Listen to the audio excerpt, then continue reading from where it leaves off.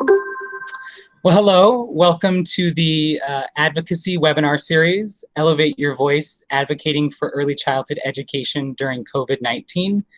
This presentation is presented by the Arizona Association for the Education of Young Children, which is one of our two state affiliates of the National Association for the Education of Young Children. My name is Dr. Eric Bucher. I'm the Executive Director at AzAEYC. Here's my contact information, my email, my phone number, and my social media handles. Please feel free to connect with us. Our goal is to elevate the early childhood profession and really provide resources and support to ensure that early childhood educators have the resources and support they need to be successful, and we continue to advocate for worthy wages for early childhood educators. So feel free to follow us on Facebook, Twitter, LinkedIn, or Instagram, and those are places where you can find some more up-to-date information about advocacy and public policy. I do want to take a moment to thank our grant partners. This webinar is made possible thanks to a grant from the Robert Wood Johnson Foundation in partnership with Childcare Aware of America and NAEYC. Their funding allows us to provide these consistent advocacy webinar opportunities for early childhood professionals. So thank you so much for our grant partners. So we have three goals tonight. Our goals are to first review state and national early childhood advocacy initiatives, learn how to find and contact your members of Congress and some ideas for things you might say when you contact your members of Congress, and then discuss some strategies for connecting with lawmakers, what you might say, and then some other opportunities to become an early childhood champion on behalf of children, families, and early childhood professionals. Our goals, our outcomes after today is our anticipation would be that you've learned how to elevate your voice as a powerful early childhood professional. And we're really focusing tonight on advocacy skills. The skills listed here are from the Arizona Early Childhood Workforce Knowledge and Competencies around professionalism and advocating for the early childhood field, and then collaborating on behalf of young children. I did want to share a little bit of context before we get into the content. AzAEYC is one of two state affiliates. We have a sister affiliate called the Southern Arizona Association for the Education of Young Children, and together we serve more than 800 members here, and NAEYC members here in the state of Arizona, and we work collaboratively to offer meaningful professional development experiences like this one, to advance equitable public policy and support quality improvement efforts at the statewide level. If you're not familiar with NAEYC, NAEYC is our nation's oldest and largest early childhood professional membership organization, and really their goal at the national level is to ensure that all young children have access to quality early learning from birth to age 8. They work really closely with other early childhood and business partners to connect practice and policy and research to support the early childhood field. And then ultimately our goal as an affiliate of NAEYC is to make sure that all of Arizona's and all of the nation's young children live in a society that really is dedicated to ensuring their fullest potential. So let's start off with some current state and federal advocacy initiatives. So this webinar is taking place on May 14th, 2020. So some of the information we're sharing is current to some of the initiatives that we're having here in the state and at the national level. There will of course be other initiatives to come that we'll share on our website and social media and in future webinars. So please stay tuned to our website and social media for some additional opportunities to engage. The first piece that I want to talk about is childcare now. So as we're all familiar, we are living in a state of emergency. Childcare providers, many of which in Arizona have closed. Educators have been furloughed.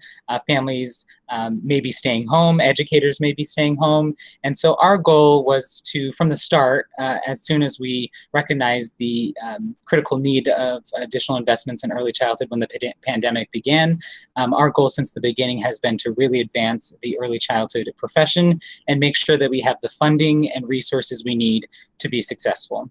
So I wanted to share a couple of advocacy initiatives that have taken place, just to give you some contextual background. And then we'll spend a bulk of the time talking through how you can make a difference with this information around early childhood advocacy.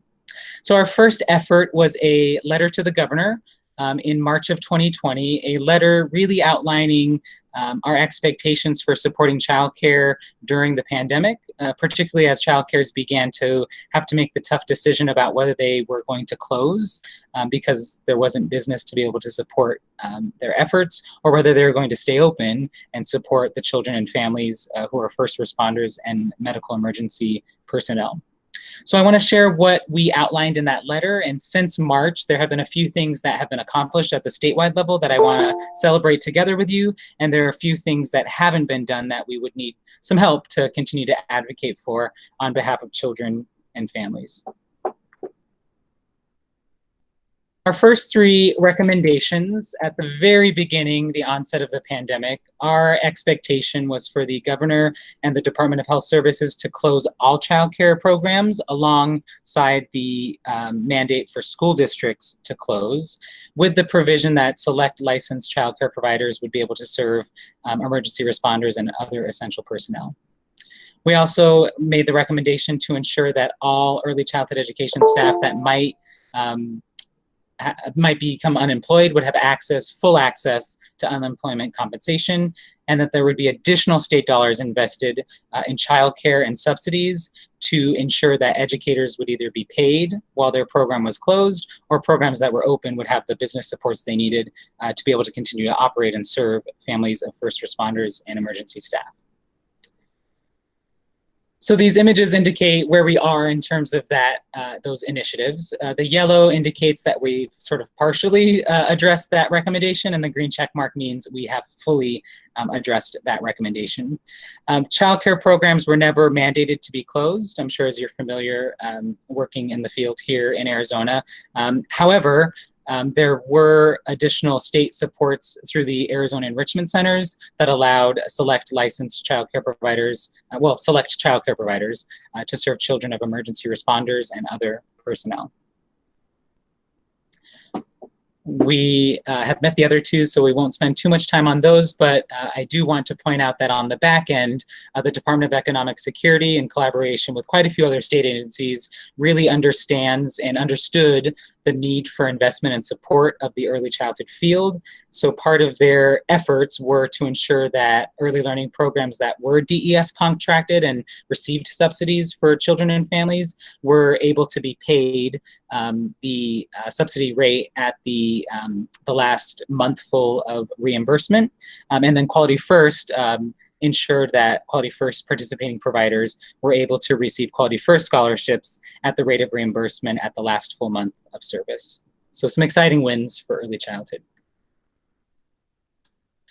We asked that early childhood programs be enrolled in mortgage forbearance or rent deferral, knowing that tuition and other income was very minimal during this time, providing that resource for early childhood programs, providing a zero interest loan specifically for Quality First enrolled and participating programs to ensure they could continue to pay staff if they had to close, not eliminating any licensing rules or regulations, and providing hazardous or what's referred to at the federal level as HEROES duty pay for those educators who are still on the front line risking their lives to support children and families of that were first responders or emergency medical personnel.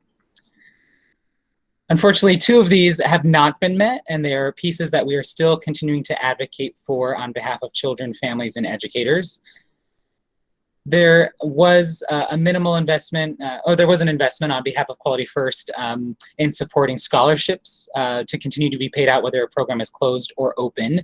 So that is not necessarily a loan, but it serves as another income revenue source that could really support businesses during this time. And our final recommendations were to ensure that providers were provided with adequate and separate payments to utilize substitutes and have 24-hour coverage, to ensure programs were aware of and could access public funds for paid family and sick leave, and ensuring that licensed providers and organizations that represent licensed providers were able to be represented in any of these planning opportunities. We partially met the 8th and 9th recommendation. There is funding through the Arizona Enrichment Centers to access supplies and other needed materials. So we consider that a win and are still working towards considering what other resources might be needed based on data if there really is a need for 24-hour coverage for first responders, including additional state funding to support those efforts with local child cares. Ensuring that programs could access the paid family and sick leave that was partially addressed because the CARES Act at the federal level provides resources and support for any business to be able to support, to access funding to support paid family and sick leave. And organizations that represent child care providers, including direct service providers, are included in some of the planning efforts with the Department of Economic Security, the Department of Health Services, First Things First, and other statewide agencies. We had a second letter that we wrote to the governor in April after we figured out that the CARES Act had passed and there was funding available for early childhood programs through the Child Care Development Block Grant. That's what CCDBG stands for. Once that funding was available, we provided recommendations for to ask the governor to ensure that these funds were spent appropriately and could really support early childhood educators and those serving young children and families during this time. So we recommended spending the CCDBG money now, making that money, making the process to access that money simple, efficient, and accountable for programs, ensuring that all of the pieces at the federal level, as well as the state level resources and funding worked together. So that includes the unemployment insurance through the Department of Economic Security, any of the Small Business Administration or Paycheck Protection Program funding, any of the CCDBG funds that go through the Department of Economic Security, and then the additional funds that came through that act that was passed in March. And then, of course, recognizing that there are still early childhood educators who continue to work during this public health crisis and that they deserve and need hazard pay as well as additional health and safety protections to ensure that they can continue to do their job, or if they happen to get sick, have the resources they need to be able to seek medical care. We also recommended ensuring that public health guidance and access to personal protective equipment, or PPE, was made more readily available to providers, lifting any income eligibility so that families who are, of course, most in need had access to any scholarships that were available, but that there were other families who sort of exist between the 100% and 200% of the federal poverty level who may make too much to qualify for a Department of Economic Security or Quality First scholarship, but don't make enough to be able to afford to access quality care. Acknowledging that a majority of family child care providers and other businesses that weren't able to access Paycheck Protection Program were left behind in this act because there wasn't enough funding to support all the businesses that needed it. And then leveraging employers of essential employees to fund some of that support for childcare.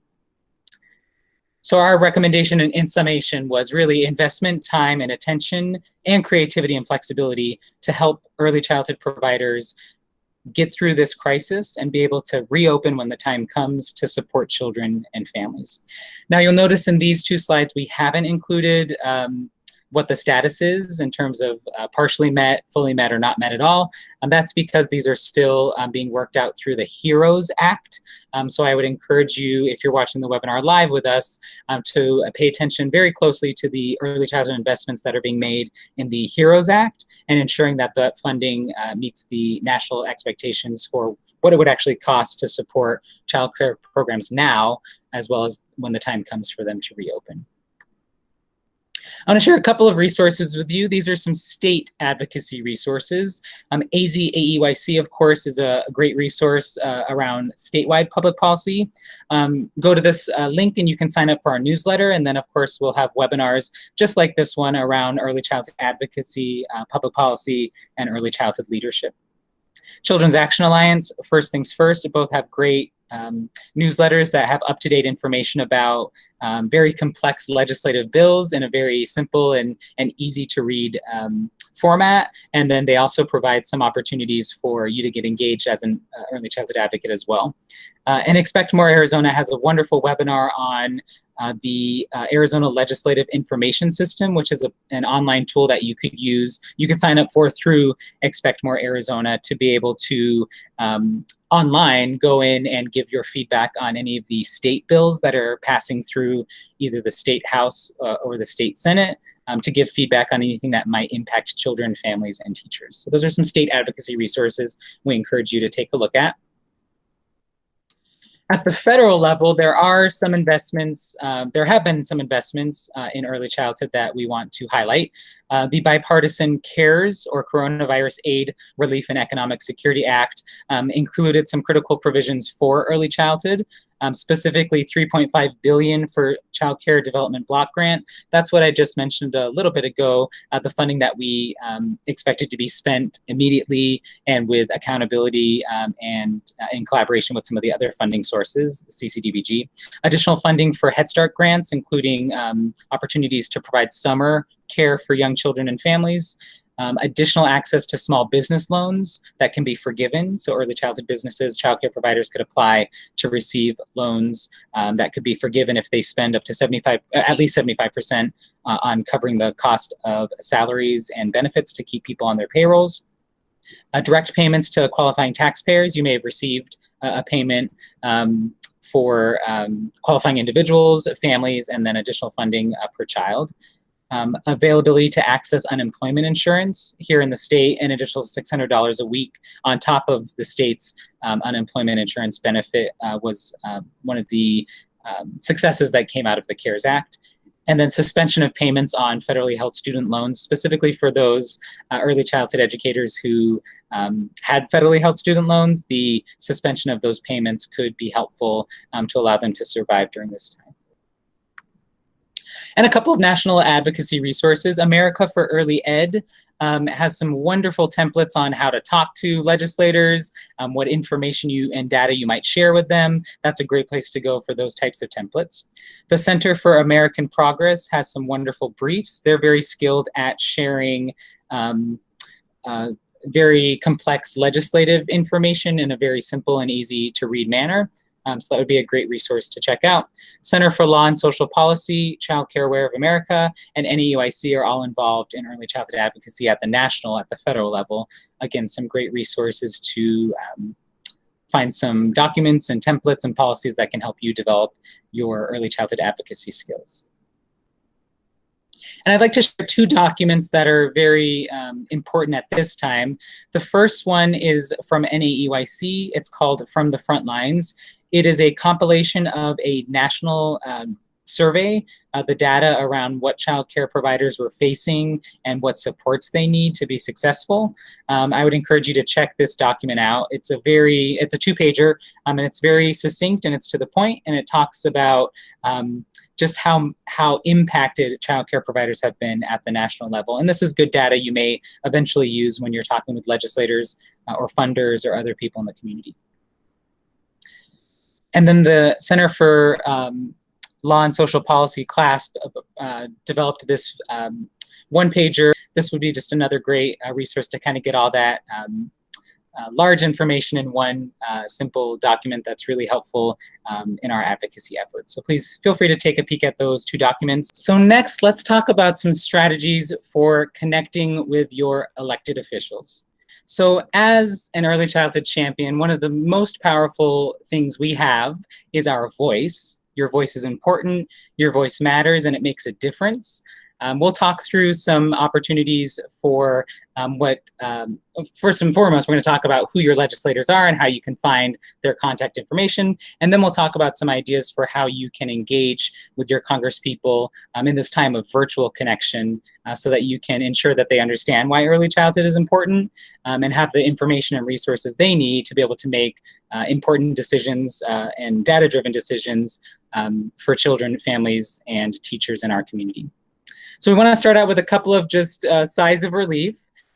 Advocating and being a an advocate for children and talking with legislative representatives sounds like a big burden. It sounds a little scary, but I want you to know that no one is born knowing how to do this. So webinars like this allow us to really reflect and develop our skills as practitioners to be able to better talk to legislators.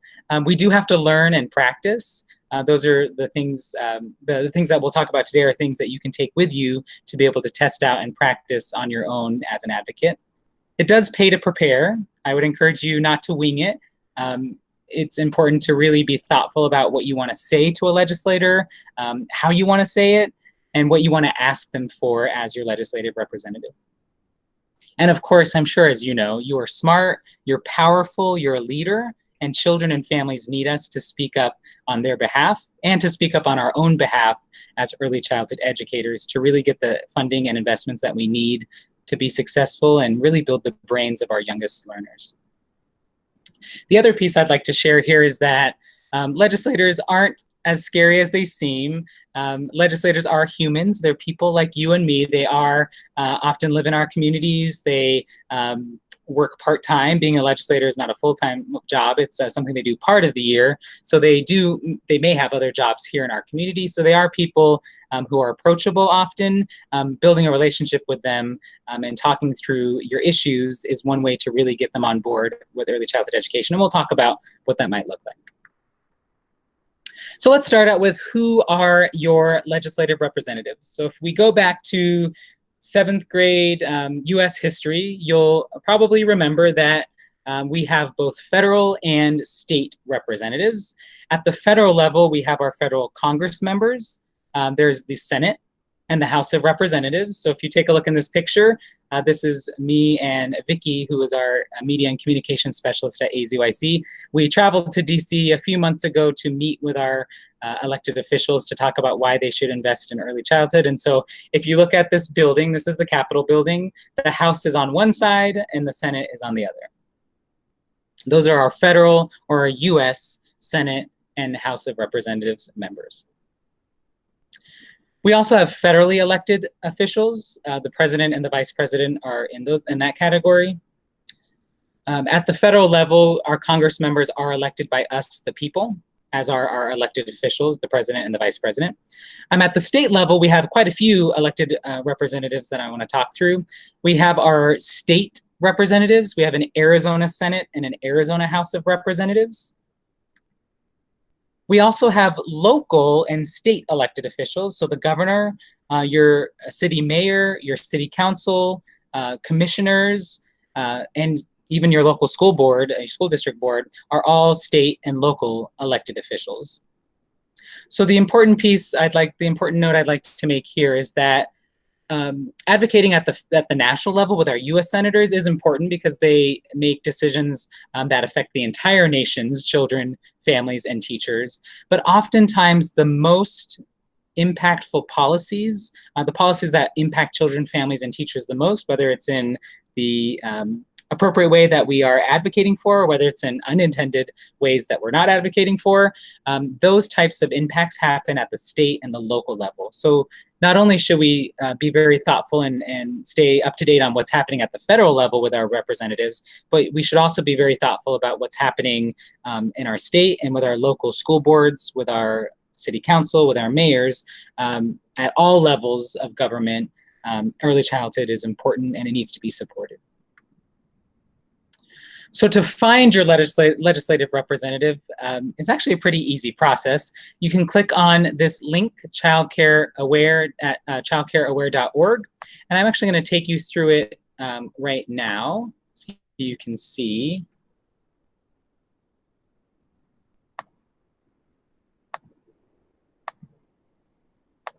It is a pretty easy process, and once you've gotten the information about who your legislative representative is, write it down or bookmark the page or save it so that you can access that pretty easily and quickly. So so I'm going to copy and paste, but you'll put in your own home address.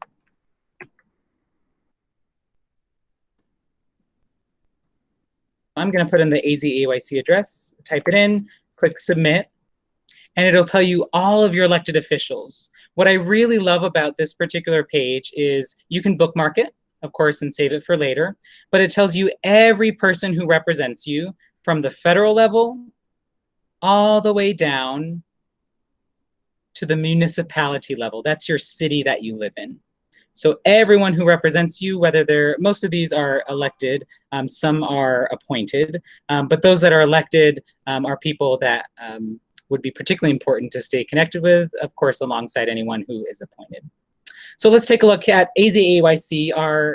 These are the federal executives. They're at the top. Where AzAEYC is located in Chandler, our offices, our representative is Andy Biggs. He's the US representative in the House of Representatives. And then, of course, we have 2 state senators, McSally and Sinema.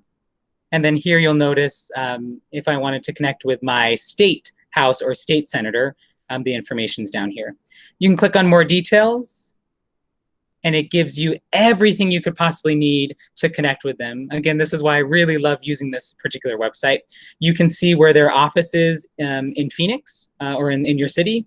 You can see their main contact number, their professional website, which is the best place to go to find information about their bio, their experience, what policies they support, and then their social media, which is another great way to interact with your legislators. We'll talk about that in just a moment. So use that Child Care Aware of America link to be able to connect with your representatives. So at the federal level, we have 100 US senators. Each of the states has 2. And we have 435 United States representatives in the House of Representatives. That's based on population, and you'll have just 1 based on your home address or what's considered your congressional district. Senators are more fairly balanced across states. US representatives are much more representative of the populations that they serve because they serve they would serve less people in terms of kind of coverage. So I live in District 6, and my representative is David Schweikert, and so he represents my community and much of the community in Scottsdale and South Scottsdale. So I know that if I have any specific federal questions, he's a good person to go to. The US senators, 2 per state, represent the whole state. Of course, great people to connect with, but just so you can kind of have some context about what that representation really looks like in DC, if you will. You're probably familiar, but our 2 US senators at this time are Kyrsten Sinema and Martha McSally. You can get more information about their bios, what their policy agendas are, what they support, their contact information at senate.gov. In Arizona, we have 9 representatives based on our total population, which means we have 9 districts. When you click in your information, you should be able to find out what who your person is, and that will tell you then who what your district is, your legislative district. These might be some familiar faces. They're faces that are often much more visible because they're doing work at the national level. So they may be people you've met with or you've heard of. You might have seen them on the news or doing press conferences. So these are our US representatives here in Arizona at this time. We did the work for you, so we knew social media is an important way to connect with your legislators, so we put together all their Twitter handles all in one place for you. As we said, we'll make sure this PowerPoint is available, but as you connect with your representative, save this information so that when the time comes and you do need to reach out to get support on a particular bill, you have their information ready to go. So locally in Arizona, we have 30 state senators and 60 state representatives. Each of us has 1 senator who represents us, and we have 2 representatives who represent us based on our legislative district. I'm not going to show you all of those legislative representatives. You can go to azleg.gov to find out who your legislative representative is. And at azleg.gov, there's also a place for you to put in your address, and it pulls up a map of what the whole district is, so you can kind of get a feel of not only who your legislative representative serves directly for you and your community, but what sort of the larger community that they serve looks like. So now that we know who our legislators are, let's talk about how do we contact them. So typically we would recommend an in-person meeting. That's a great way to develop relationships, really discuss early childhood issues, share your story, understand what they are supporting, and ask them to follow up with either the support of a bill or to visit a local program. At this time, that's difficult to do, and we wouldn't recommend an in-person meeting. However, what's exciting about virtual technology nowadays is that there are some other great ways to connect with your representative virtually. So we're going to talk through 3 specific strategies you can use to connect with your representative: phone calls, emails, and social media such as Facebook, Twitter, LinkedIn, Instagram. A couple of ideas before connecting. Now think about your role as an early childhood professional. Now, of course, at any time on your own personal time, we're all Americans and we have the right to advocate and ask our legislative representatives for support in the issues that we believe in. That's our right in a democracy. But some people may work in positions that have constraints around being able to advocate on the clock. So just be thoughtful about looking at your policies and procedures at your organization and considering whether you can advocate while you're working or whether you should spend, of course, time on your own personal time advocating.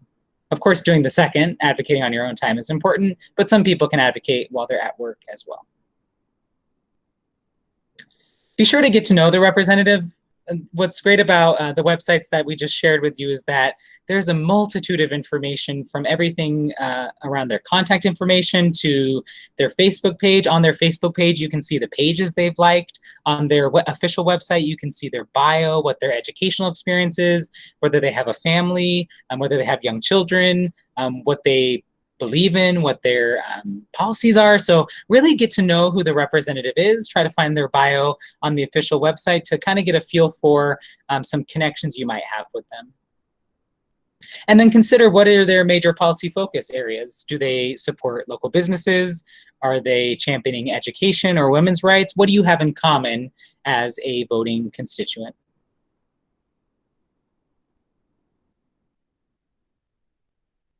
We know that early childhood is the foundation for children's success, not only in school, but for the rest of their lives. So any policy interest, whether it's local businesses or prison reform or tax reform, any of those policy interests can be tied back to early childhood.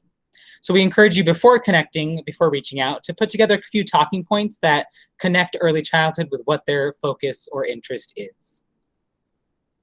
So here's an example.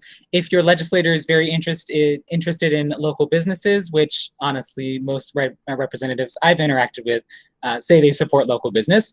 If they support local business, to connect it to early childhood, you might write a couple notes that say something like, we know that businesses employ families, and that in order for families to get to work and contribute to the economy and to do their jobs well, they have to not be concerned about where their child is being left for childcare. So they need to have access to quality early learning to be able to get to work and contribute to the economy. Right? So that's one connection you might make to support your legislative representative, to really understand why early childhood is so important in the community. As we mentioned before, just remember that our legislative representatives are humans like you and me. They do, for the most part, want to hear from their constituents about the issues the community faces.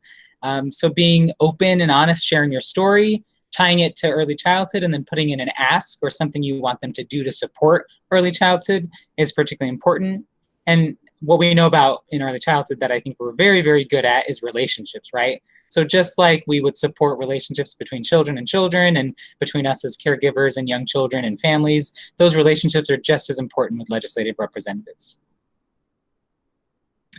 And determine what you want the ask to be. What are you going to ask them to do to support early childhood? Do you want them to vote on a certain specific bill? Do you want them to come visit your early learning program? I was toying around with this idea. Do we want to invite them to maybe virtually read a book to our preschool class at the end of the school year or during a summer program, or to introduce the new school year? Those are some asks you might offer to your legislative representative. So I'd like to share a starter template. Again, this is just an example. It's not what you have to use word for word, but what I like about this template that's adapted from a Child Care Aware of America document is that it could be used not only for a phone call, but it could be used for an email and for social media. So it really serves a multiple purpose in connecting with your legislator. First and foremost, what I've learned from being an advocate for young children is I always start out with, my name is Eric, and I am a voting constituent. I would encourage you when you're meeting with your legislative representative, especially reaching out to them for the first time, saying the phrase, I am a voting constituent in whatever district you're in, or in Arizona if it's your senator, because hearing that you're a voter kind of piques legislators' interest, because they know when the time comes, you're going to expect them to be supporting early childhood. Our goal in terms of advocacy at the state and national level is we want legislators to support early childhood. We know how important it is for our children, families, teachers, and communities. So those who support early childhood will continue to invest and build their skills as early childhood champions. Legislators who don't support early childhood, either they're going to get on board or we're going to find other legislators who will and vote them out when the time comes. So this is structured in a way that you start out with why early childhood is important. You give your ask, and then you say a follow-up. So I'm going to read it just so you can kind of see what it would look like if we were to call our legislative representative. My name is Eric, and I'm a voting constituent in District 6 here in Arizona. Representative Schweiker, Americans are worried about what they're going to do with their children when the time comes to get back to work. The actions we take right now as a country will determine if quality childcare is still there when the pandemic is over. I'm asking you to include at least $50 billion in funding that will allow childcare programs to weather this public health and economic crisis. I hope I can count on your vote to support childcare. Thank you for listening. I'll follow up soon and hope to see you and hope to see your support and investment in Arizona's children, families, and educators. Could be used in a phone call, could be used in an email template, and then again, copied and used in social media. So for a phone call, here's a couple of things to think about. Again, prepare beforehand, have a couple of notes ready. You don't have to necessarily read right off the script, but just a couple notes to guide your conversation. Oftentimes, depending on the time of day, it may go to voicemail, so just be prepared to leave a message with your contact information for them to call you back.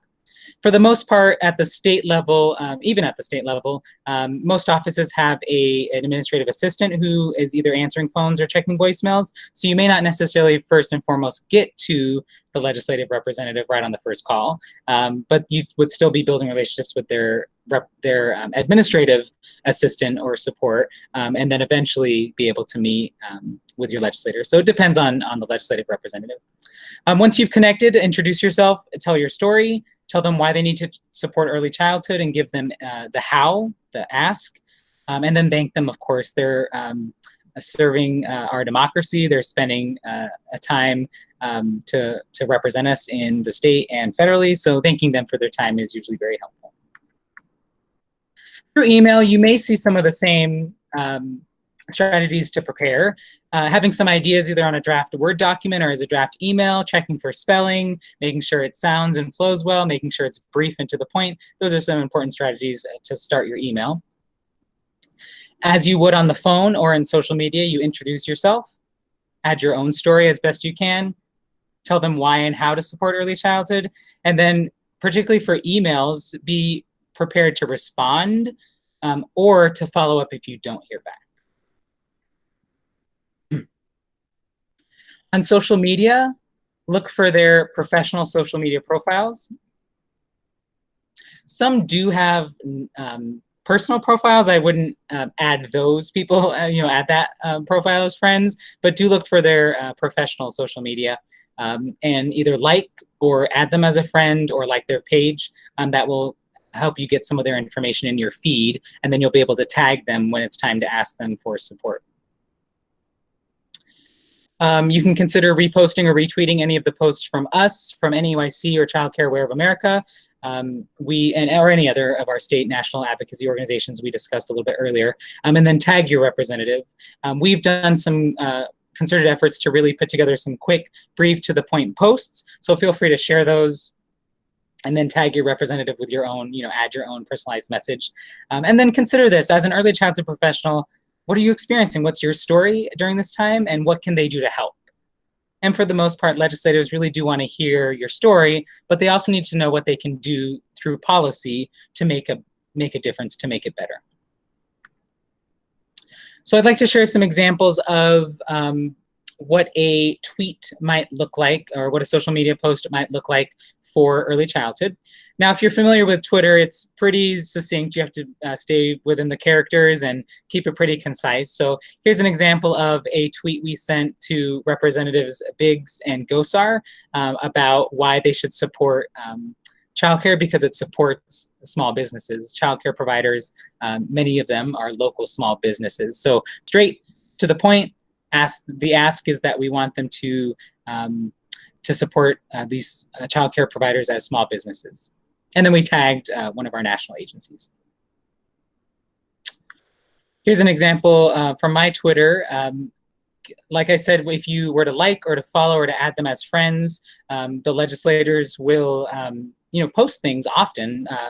Many legislators have become very tech savvy and use social media to connect with people. So staying abreast of what they post and then retweeting or commenting and then tagging those representatives could help build that connection and build that relationship. So here we were celebrating the Week of the Young Child this year.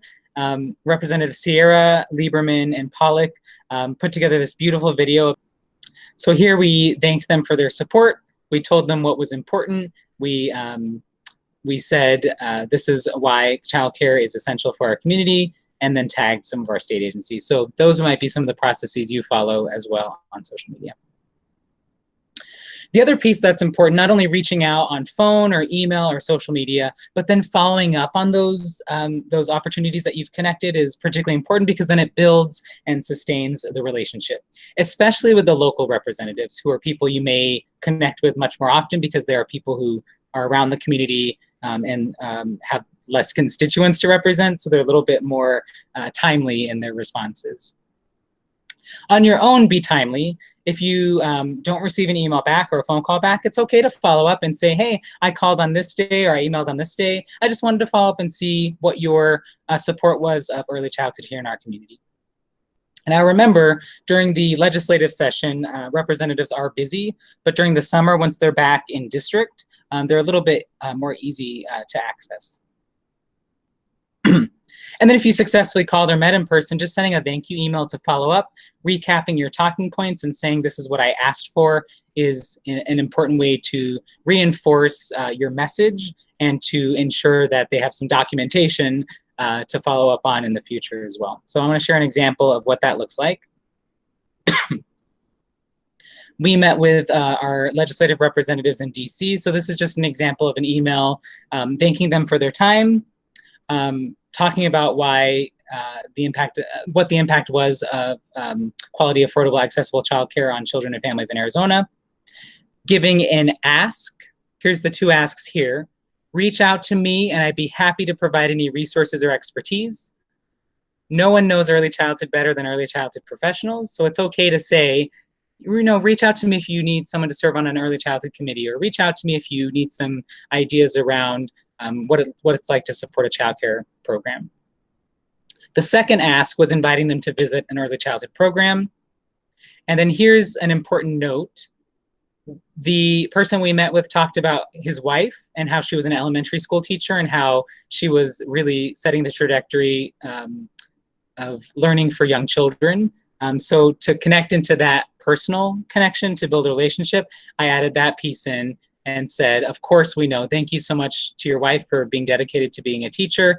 We know that children's quality early learning from birth through 3rd grade impacts their success.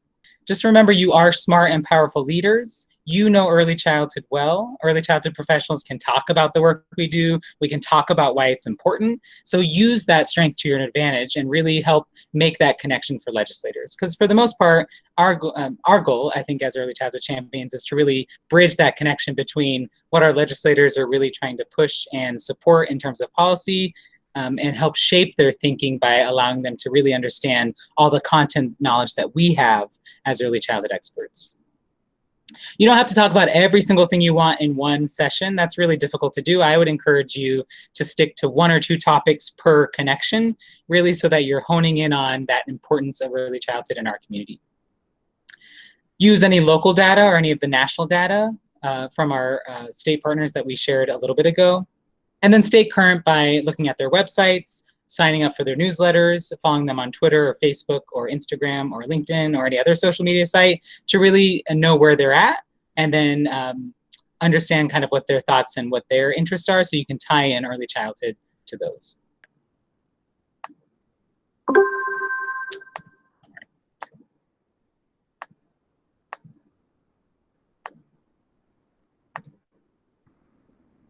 So here are a few other ways that you can continue to build your advocacy skills and take action for children and families.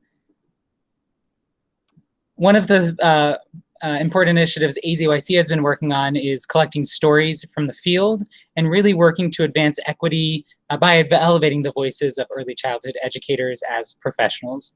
Our goal has been to advance equity by ensuring that teachers and early childhood professionals who are typically underrepresented, who don't have places where their voices are heard, have a forum for their story to be told and for their voice to be heard.